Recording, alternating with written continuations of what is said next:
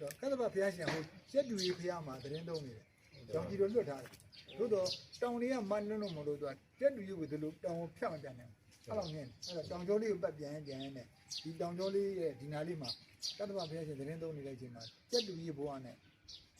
လူချင်းစိတ်ပေါ်တာပေါ့လူချင်းစိတ်ပေါ်တဲ့ခါကျဒီဘက်ကဟိုင်းဟိုဟိုင်းမှာဒီဖျား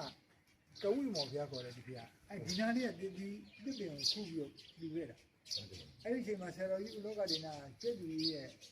ညီပေါ့နော်ညီကိုမြောက်သူကဓာတုခေါ်လို့မလို့ဆရာတော်ကဥလောကဒေနာဒီမှာတာနာပြန်ပြုခွင့်ဖို့ထုတ်ခွင့်ရတာအဲဒီဒီရှင်ဆုံးလို့ဆရာတော်ဖျားကြီးဒီမှာ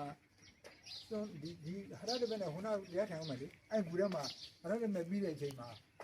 ဘာကြောင့်ငါဒီလိုဖြစ်တယ်လဲဒီနာလေးမှာဖြစ်ရတယ်ဆိုတော့ကတ္တဗဖျားရှင်လက်ထက်မှာကျက်တူကြီးဘဝနဲ့တိတိတူကဒီဒါကဝိမော်ဖျားမှာတိတင်ပြီးတိတင်တာ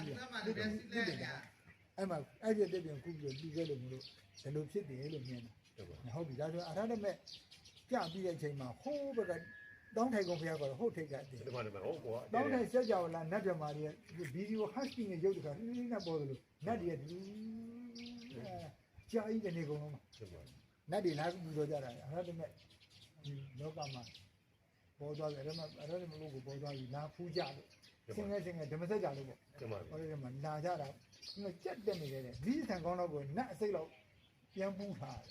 တယ်အဲ့ဒီပါလေကကြီးအဲ့ဒီအဲ့ဒါတနေ့ကုန်ဟိုဘက်ကတောင်းထဲကုန်ဖျားမှာဒါကျက်ဒီဘွားကကတ္တဗဖျားရှင်ကိုဒီဘက်ကဒီပင်ကဝိမော်ဖျားညာလေးမှာရှိတဲ့တစ်ပင်ကတစ်တီကိုကုပြီးတော့လူခဲ့ရလို့မလို့ဒီညမှာဒီလို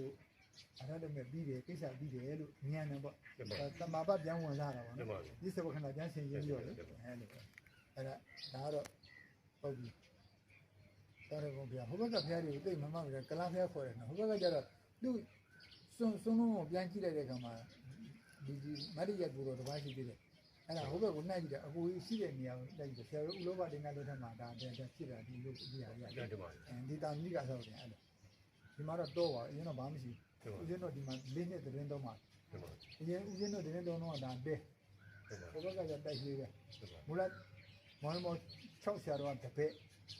ပစ္ဆာသမဏဥလောကဒေနာကဆရာအနေနဲ့တရားမင်းကဟိုမှာပရိက္ခဏကြောင်းတော့မလားလာပြီးနှစ်ခါလားလျှောက်လို့၄ညထိုးတော့မလားဆိုအေးဆိုဓမ္မအေးရမိတ်သွားတော့ဆရာတော်ကျွန်းမဝင်ကုန်းဖရလို့လျှောက်လို့နောက်တစ်ခါလျှောက်မှဆရာတော်ဥပိုင်မနဲ့အတူဒီဘက်ကြွလာတဲ့အချိန်မှာဟိုဘက်ကကျွန်းမဝင်တေးသေးလေးညံဒါဆိုနေရာတော့ဆန်သွားကျွန်းမဝင်သေးတော့ရှားကြပြီးဘူးသွားမဲ့ဘူးထဲမှာလူဒါတော့အပေါက်ခွေးလို့ရဲနဲ့ညီနဲ့